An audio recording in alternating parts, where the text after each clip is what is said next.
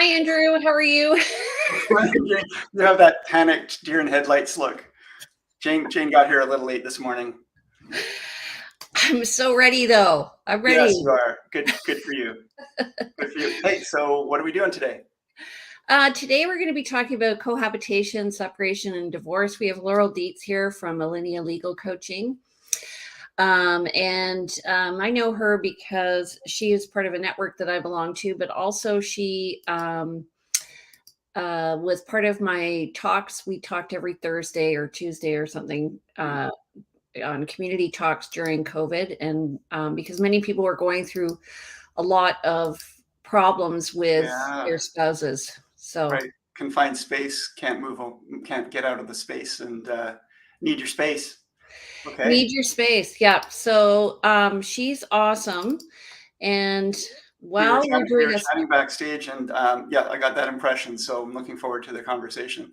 We always have this thing, Jane and I, like we don't want to get too much into the nitty gritty with our guests before the show, because then we use up all of our talking. Yeah. Yeah, the live kind of like, oh, surprise about something or whatever. Anyway. Yeah. And so, I'm in my new office and still not ready. Okay, so let's just start.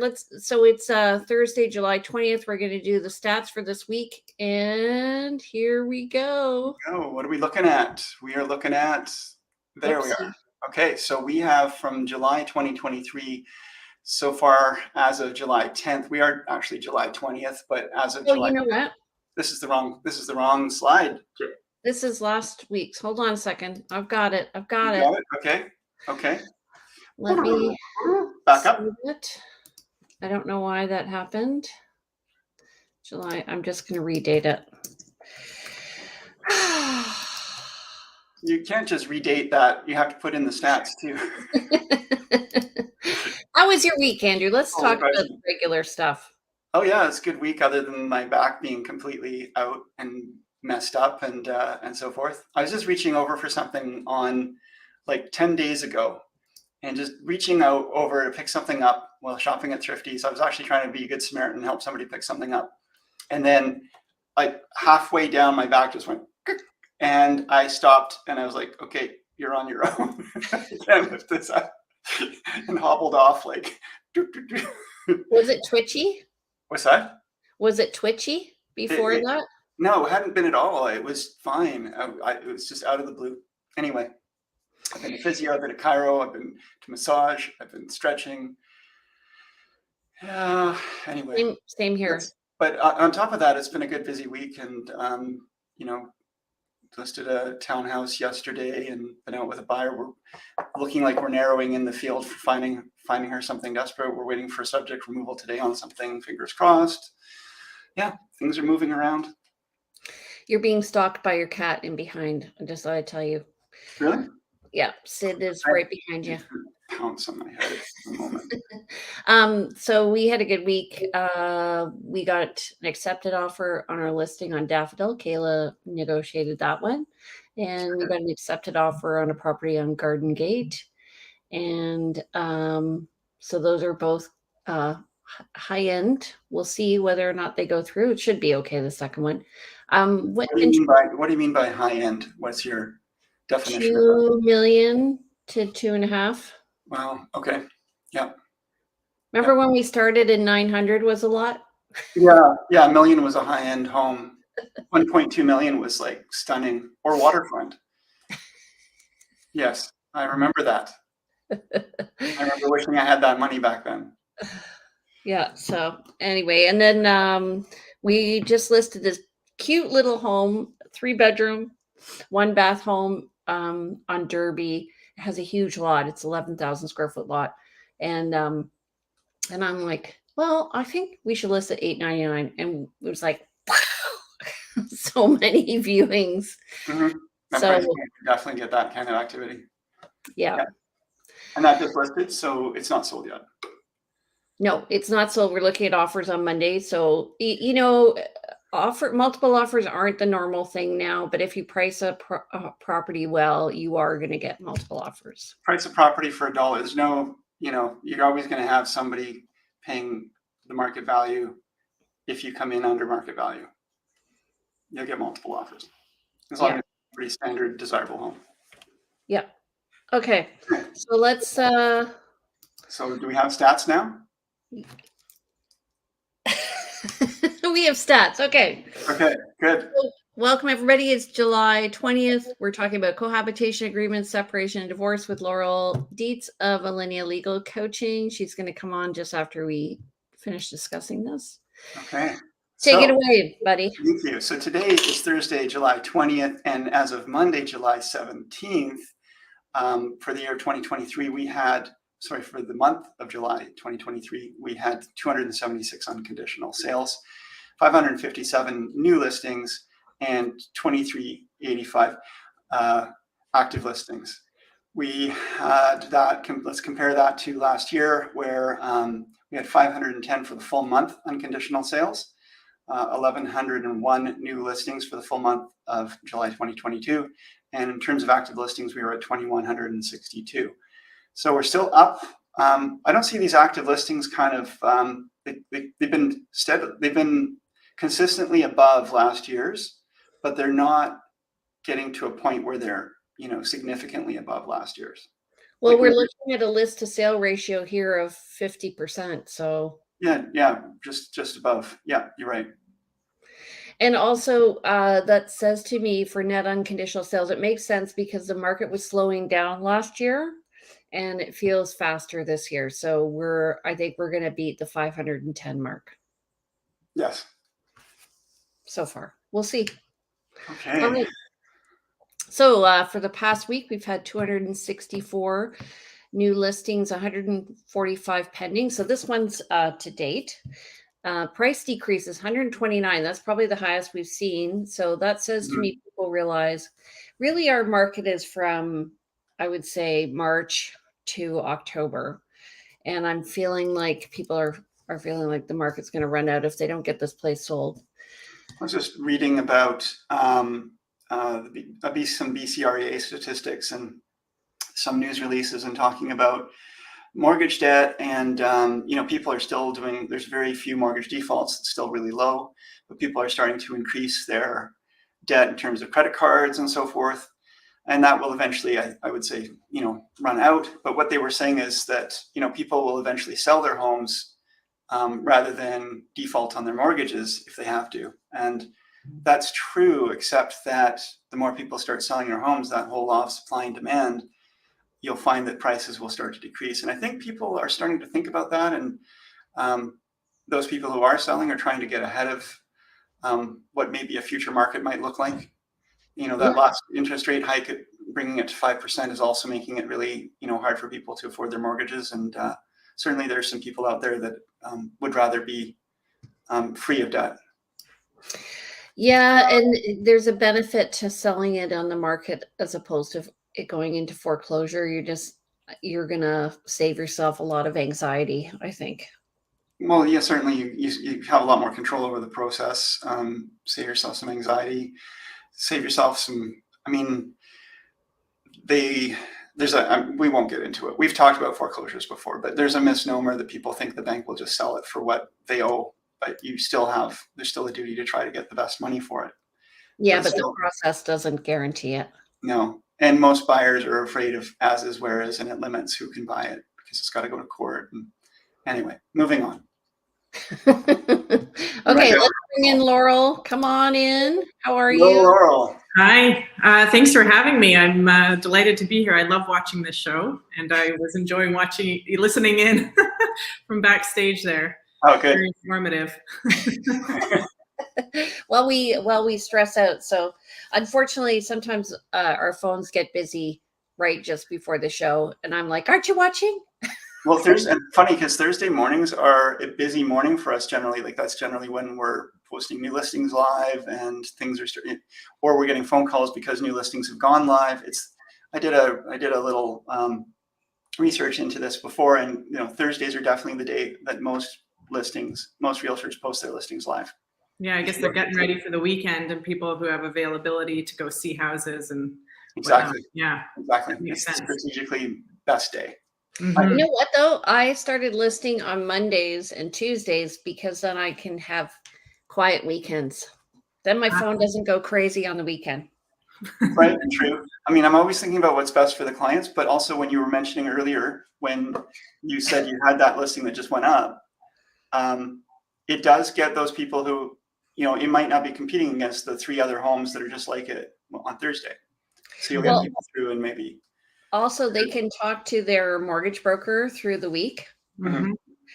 And then I'm not competing, against those other houses. But we just find it gives us a few things to actually allows us access to resources while we're listing the property, because the mortgage brokers around if we need better pictures, we can correct things during the week that It's true. listed on a Friday or a Thursday night. It's true. There's sometimes questions come up and you've done your research, but then there's a specific question and you can't go necessarily call the municipality or a service provider to get those answers or pull them in. Or a Okay. lawyer. All these strategies and techniques. It's interesting. We overthink it, and then things still work. So let's just talk about what Laurel does. So can you see this screen? Oh, yes. Okay. That's from my website. So I am a separation and divorce lawyer, so a family lawyer. I also, do cohabitation agreements, but I offer my legal services in a unique way. So I call it legal coaching. Other people might call it unbundled services. So essentially what I provide is consultation and guidance sort of from behind the scenes. So a traditional lawyer is going to step out in front and kind of negotiate on your behalf and contact your spouse or their lawyer and do all that work. What I do is I kind of guide you and teach you how to do it for yourself. And there's a few reasons to do that. Obviously, one, you save on cost. So right now, when everyone's really concerned about saving money and making their everything more efficient, you can save money on your legal services that way. But what is interesting is actually it's more effective in some ways at the early stages to resolve things quickly and efficiently. And it's because the parties aren't getting as escalated and upset. And like you throw a lawyer in the mix and everybody freaks out. Everyone kind of like your defenses go up, you start talking a real big game, and things can spiral out of control if the lawyers aren't keeping things under wraps. But so if you want to try at the outset, if you're facing a separation, you're not ready to have a big battle on your hands, you might try doing a bit of negotiating on your own. I still strongly recommend getting the legal advice, either from me or for someone else, just so you know what to negotiate for, what your rights, responsibilities, what your entitlements are. And then you can go in, fully informed and start having those difficult conversations. And so things are often, I would say very early on can be resolved if you can attack it in the right way. I've found, because Jane and I both work with people who are divorcing, and we've got friends, of course, and there's always someone who's going through separation, divorce, and there's sort of an arc to it of we're going to try and work things out ourselves. We're going to try and do it amicably. Oh, so and so got a lawyer. Okay, now I've got a lawyer up. Okay, now there's fighting, and now we have nothing left to fight about because the lawyers have it all. Well, and that's the truth of it is like, if most people, I would say, your middle income, average income earning family, unless you're wealthy, you really cannot afford a lawyer. What you're doing to pay your lawyer, if you're an average income earning family, which is, I would say, anything under like $300,000 a year, maybe, I'd say under that, you really should be thinking about how to resolve your divorce efficiently and with as little conflict as possible. Yeah. Do you find when people work with you, so do you work primarily with males or females or both, or? It's becoming slightly more balanced, but I would say I typically have more women approach me. I don't know if that's because I'm female, or I do know it's like what I'm asking them to do does require skills, so like reading, writing, being able to effectively use a computer. I can help them on communication. Sorry. And like strangely, you know, because I can guide people all the way from negotiation through a mediation, even up, I can guide them through courtroom litigation, all that. And I would say, if you are I call it self-represented, if you're a self-represented man, it can be more challenging. There's more barriers or obstacles that we have to navigate. And there's more things that we have to be aware of, because there's a lot of power dynamics and emotions run high, and we have to really carefully navigate a situation. Do you find, so you get approached by one partner and they say, I'm hiring Laurel to be our coach, to be my coach, to be our coach. And so I can only work with one party, one half. Okay. Yeah. So do they then usually get a lawyer, or do they, like, are people comfortable enough with you so that you're working for the one party, but you're like, this happens to us sometimes when we have a listing and somebody wants to come with us, we go, we can't have agency with you, we call it. So we're just representing you, and people are like, you know what, I trust you're gonna not look out, you're looking out for the best interest of your client, but you're gonna make it work for everybody. Yeah. So people don't need to disclose that they're working with me, so they can keep that completely to themselves. Oh. Often people will say, I've had legal advice, and that's about it. And I ask people not to disclose necessarily that they're working with me, because unless they want to pay for people to start contacting me directly, which most people don't, because that can really drive up their legal fees. Right. And so typically they won't disclose. If they do disclose, it'll be something sort of generic. I've had legal advice. And once I would say, it really runs the gamut. You know, some people are content to not get legal advice on the other side, and that's up to them, but they certainly aren't, and they certainly shouldn't be trusting. I'm not saying I would go and take advantage of someone, but I'm not on the out front, right? No. I'm not having contact with that person. So you're in the same boat as we are, where we represent someone, and we're in the background we're in the foreground actually oftentimes, but from the standpoint of our clients, you know, we take their instructions and we have to follow them. And if you're working for someone, and I know, you know, we all want to work for people that we're in alignment with, but if we're in that fiduciary relationship, we do have to follow their instructions. And if they're wanting to do things that may be legal but we don't agree with, that's their business in a sense. yeah. So it's hard for us to take care of the other party when we're looking after our principal, I guess is the point. Yeah. And so, so what I will do is, it's really up to that person who's working with me to make their own decisions as to how they're going to take the advice. My job as the advocate is to give them kind of, these are your options. This is what I recommend. But like, the options can be, this is how you suck every last dollar out of this person. And this is how you maintain your relationship going forward. You might make it. So it's up to the person to decide, and which route they want to go, or what's the most important thing. They need to communicate that to me, and then I can guide them on how to achieve their goals. And I would say, for anyone who's just suddenly had like a heart palpitation, I'd say 9 out of 10 people are not divorcing and thinking, can I get every last penny out of this person? They're thinking to themselves, I need to like survive a little bit, but they're not going into fear mode. Most people really value the relationship they have with their former spouse, and especially if they're a co-parent, maintaining that relationship often supersedes anything else. It's paramount. Yeah. At the same time, people want equity and fairness, and if they start to feel like the other party isn't being fair, that's where I think people start to lawyer up. Yeah. If it can be shown that, you know, if everyone is being reasonable and it's being fair, I mean, and hopefully reminded and encouraged not to sweat the small stuff and get into the nitty gritty of fighting over a ruble here or whatever. Like, just don't. Yeah. And that's why I always try to encourage people to, let's take a step back and really consider how much this $5,000 is going to cost you in the long run if you take a really strong position on it. Yeah, exactly.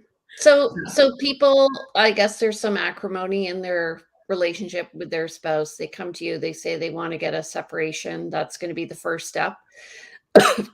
In terms of the assets of the house and stuff like that, I'm guessing you do an inventory of what everything is worth.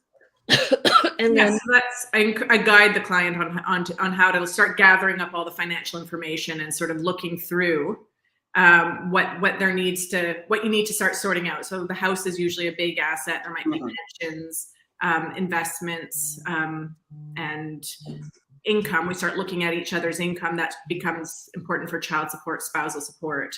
So things like that. Yeah. There's prescribed amounts when it comes to child support, spousal support. There is. So child support is very, very prescribed. And the area that most people kind of get hung up on is like, what is my spouse's actual income? Yeah, there's a lot of trickiness there. Right, of course.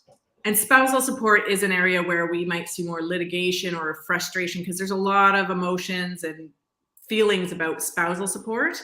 And also it's not automatic, right? And there's a lot of wiggle room with spousal support. So, okay. and they also have to reassess every year? No, not required, but could be. For child support, yes, you're supposed to reassess every year. Spousal support, you can set it and be done, or you could have a review at whatever time frame. So there's a lot of moving pieces with spousal support. Okay. What's the general arc of your client relationship? At what point are most clients coming to you in their process, and what's the general arc that you find working through with them? So I have kind of two streams, I would say, or three streams of clients, but the main is if they come right after separation, they're completely, they don't know what separation is and what do I have, they have nothing. And so where we start is with a strategy session where we sit down, I give them the rundown of everything they need to know. I answer their burning questions. We come up with a plan of how they're going to start moving forward. And frequently, if we're on kind of the more less acrimonious side, we're going to be looking at moving into mediation or just negotiating, and then moving to getting a separation agreement drafted. So I would say on the more trusting relationships, we're going to be resolved within in under 6 months. Right. If everything is extending over 6 months, it could be a few years before we're done. And it could involve filing court applications or, just to get the ball rolling and taking time, trying mediation. So we try different things on the more acrimonious end. And then some people come to me right off the bat, and I would say there's probably a large group of people in this category where they don't have tons of assets. They know what they want to do, and they've worked it out by the time they come to me. And so we just start right away with a separation agreement. So they've kind of worked it out themselves, and they're just coming to you to help formalize what they've kind of agreed to. Yeah, and it's actually, sorry, Jane. They need that in order to move forward with any purchases or anything. Yeah, I was just going to say, often lenders require that separation agreement, and they want some lawyer signage on there. And lawyers are only going to sign off on agreements that they've either drafted or another lawyer has drafted. So that's so. Both parties know that you're involved at that point, right? Yeah, they'll know. So if a person with an agreement comes to me to give what we call it as independent legal advice, then I'll have to sign a certificate at the end that they've received that, and so sort of warrant that they've had legal advice on the agreement, et cetera. But yes, they would typically know at that point that I'm involved. Right. Okay. Yeah. And you mentioned mediation. I'm a child of divorce, and I've been through divorce myself. And we went from my own divorce, we went through a mediator. And so, and I recall that mediator was a lawyer who, I believe she was a lawyer who was able to sort of not represent either of us, but and not represent, like, they were able to kind of guide us through the process without we didn't have two parties. We got legal advice, I guess, in general. And so, if you're working with someone and then they go to a mediator, I guess you're kind of in the background, still helping give advice around the mediation in the background. Is that how that works? Yeah, I can do that. So the reason to get legal advice in advance of doing your mediation. So the mediator is neutral. They can give information to both sides, but they cannot advocate for you or explain to you different strategies to use or discuss and work through issues. So a lot of people do go right to mediators without getting legal advice in advance, which I mean, it can work. And as long as everybody is both being, are both being transparent and they're being fair and honorable to the other side, that can be really beneficial. Right. Where we run into troubles is where maybe there is a lack of transparency, or there's an uneven power dynamic and there's difficult legal issues. So in that case, it really helps before you go to the mediation table to understand your rights and responsibilities and how to advocate for yourself. And that's what I would teach people. And I can help them even through the mediation process and kind of suggest like, okay, well, have you tried this? Have you considered proposing this? Because this is really what you want. And, you're not so concerned about this piece over here. So why don't we try to get a little more here and take a little less in return? So if you just go and get legal advice after the fact, that if you decide that you don't like the agreement that you've just mediated, it can really blow things up, right? And often lawyers are going to look at something and say, are you sure this might be a really bad idea for you to sign this agreement? Yeah, you've gone down. Oh, right. Yeah. Yeah. So you want to make sure when you're at mediation that you're ready to negotiate and commit to a deal. Right. And how long is the mediation process? There's no rules. There's practices. So some mediators will do like a day mediation. If you need more, you can book more sessions. I'm seeing in recent years, there's mediators are breaking their mediations up. So they'll do a couple hours and then do several sessions until, working through issue by issue. I guess the thinking behind that is people get emotional and they get tired and they start making bad decisions if they're doing it all in one day. Yeah. You get to the point of like, just fine, whatever. Yes, exactly. And then you live to regret it, right? Yeah. So it is, I like the breaking it into little pieces, although that can have the negative side effects because then people can also you can get off track sometimes with too many breaks. So it really depends on the situation, what might work best. Fair enough. Yeah. And so let's just talk about cohabitation agreements. So this is where you move in with somebody and, your boyfriend, girlfriend, you've lived together. I believe last week he was saying was 2 years. Yeah. That you become common law. That's right. At the 2-year mark. So for taxes, it's a year. But for the Family Law Act, if you're not getting married, after 2 years, you get into this, you're effectively married and you're going to get into a sharing of property regime. So, and you could be liable for spousal support, child support, for stepchildren. So typically, this is the advice is if you're young and you're just getting into a relationship and neither of you have any assets and you have no idea where your relationship or career earning might go and whether or not you have kids, you're not in a position where you're probably going to need a cohabitation agreement. It's those sort of second relationships or where one party has more assets or more income than the other party. Right. Where that's when it's really important to start talking about cohabitation agreements. I think they're really important. And I know that it's sort of an unromantic, unfun thing to talk about, but it's really important as well. And I think anyone who's going into a relationship needs to really consider it. But this is essentially a prenup, but is it similar to a prenup or same kind of? Yeah, it's just a different. So cohabitation agreement, marriage agreement, prenup, they're all different names for the same thing. Mm-hmm. And I guess my view of it, now that I've done a number of them and I've done a lot of divorces, is I'd say, if you want to have a strong, healthy relationship, it's really good to air this stuff out at the beginning before you move in together and come up with a plan, talk about this stuff because it could just very well save your relationship. Is it the same thing also with your parents? Like if your parents move in with you, is there an obligation after 2 years to support? No. It has to be a marriage-like relationship, not just any relationship. I had not thought about that, but that's interesting. Well, they could be considered tenants. There are lots of people who purchase together with their parents too. Yes, that's an interesting thing. And I would say for that, it's sort of a co-ownership agreement you would want in that case. Which is essentially the same thing. You're right. You might not see a family lawyer about it. You might see like a real estate lawyer. I don't know. I do co-ownership agreements, but that gets to be pretty tricky. But that you're dealing with just the asset. You're not talking about parenting or spousal support. So there's a lot of stuff in family that would be off the table for dealing with that parent. The difference being if you're in a family, if you're in a romantic family, like if you're in a relationship, and then the 2 years, then the Family Law Act comes into play. Whereas if it's family, like mother, father, you're buying with, then you need a different kind of agreement because you're protecting yourself in a different way and right off the bat, as opposed to right off the bat. That's true. And also with the family stuff, it doesn't matter. You're not protected if you just keep your assets in your own name, right? Mm-hmm. That doesn't protect you.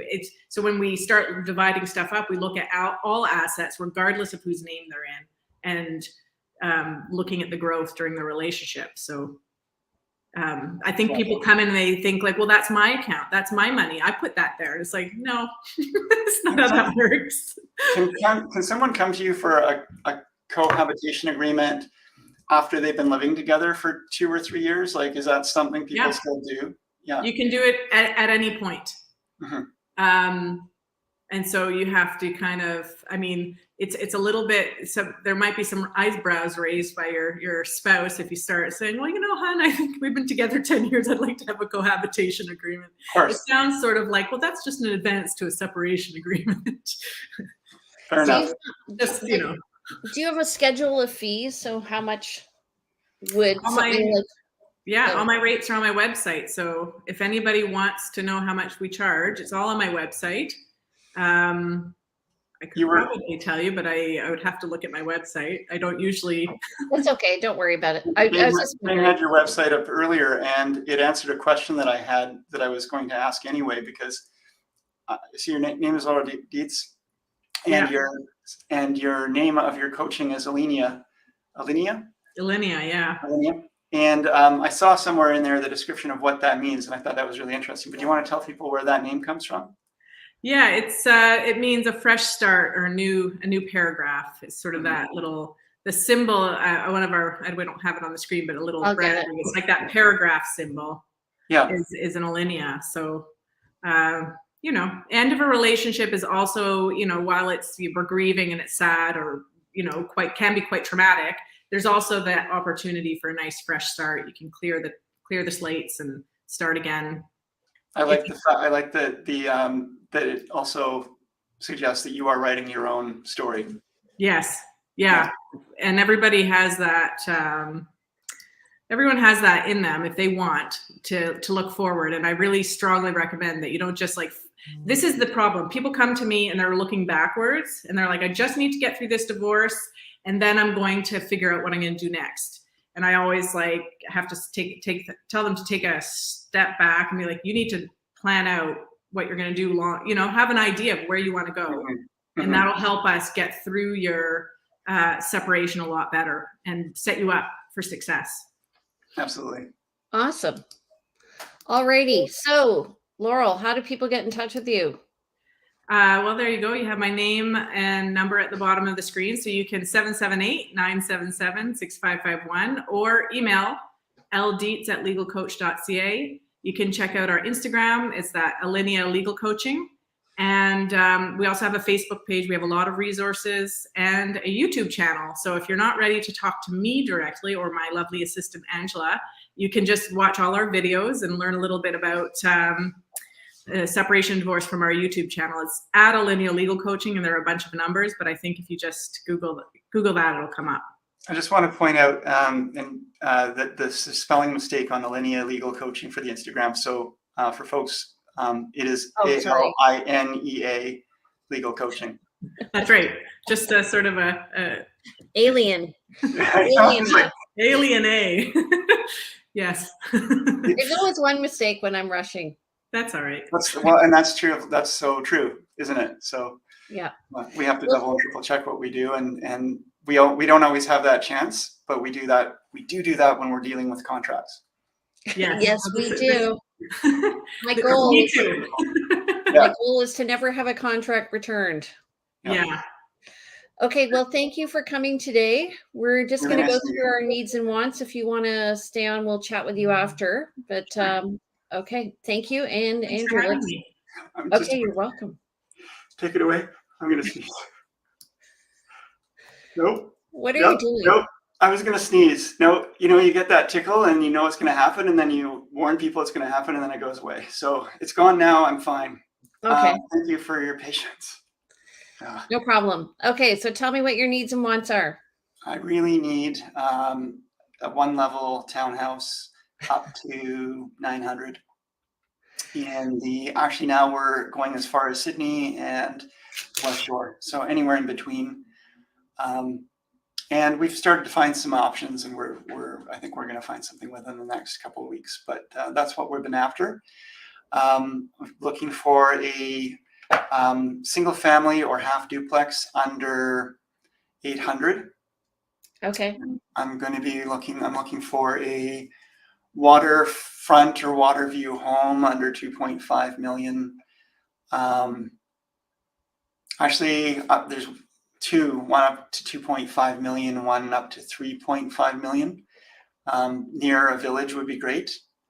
And let's call it there for now. Got listing. Are we talking listings as well? sure. So next couple of weeks, I'll have a 2-bed, 2-bath, 3-level townhouse coming on Upper Pandora. So single car garage, a nice little kind of flex space off the garage, which would be, family room or office or what have you. Main floor, open space, and then upstairs are the 2 bedrooms and the second bath. Some views of the mountains to the south. Nice shape home. Price will be $789. Okay. And we've got a house coming up in Dietz Heights in probably 3 weeks. And that is going to be right around the $1 million point. 3 beds, 2 baths up. Nice finished space down below, plus some unfinished space, big 2-car garage. Sitting on a incline. It's actually got some really nice privacy, a really beautiful kind of rocky sloped backyard. Lots of wonderful decks. House is immaculate shape, just amazing condition. So that'll be a really good find for somebody. Is that on Chilco? No, it's Bellamy. Okay. Oh, further up. Okay. Okay. I have clients who are desperately looking for a house in Machosen. We want something with a suite. It could have a carriage home or whatever. We've looked at everything out there. They like the West Coast style. They've built their own home in the past, so that's always a challenge because they know exactly what they like. And we need something that's being well maintained. And I would say up to 1.8 million. And then I have another client who's been looking for a master on the main home in Colwood. So we saw one on Copeland, I believe it was called. Was it Copeland? Right beside Besington. That was beautiful. And it already had an accepted offer. So we're looking at something like that. We are getting their house ready. So when something comes on, we will sell their townhome. Moving. Yep. Yeah. Okay, good. In both cases. Looking like it's going to be a busy summer for both of us. Yeah. All right. Okay. Thanks everyone for joining us today. Yes, thank you. Thanks, Laurel, for coming. We appreciate it.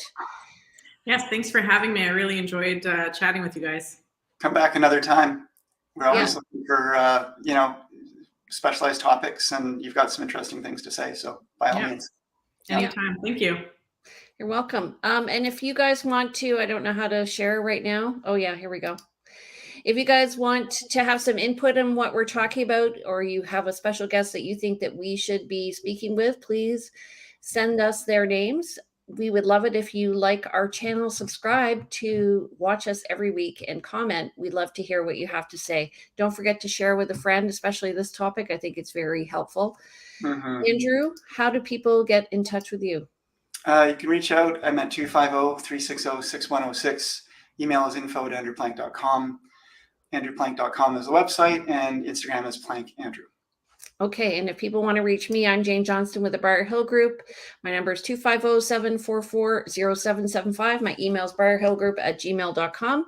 You can see these videos and more on the victoriarealestateshow.com or link through my website, briarhillgroup.com. And don't forget to follow me on realtyteacher_remax_Victoria on Instagram. Take care, everybody. Have a great day, and we'll see you next Thursday at 9:30. Bye-bye. Bye now.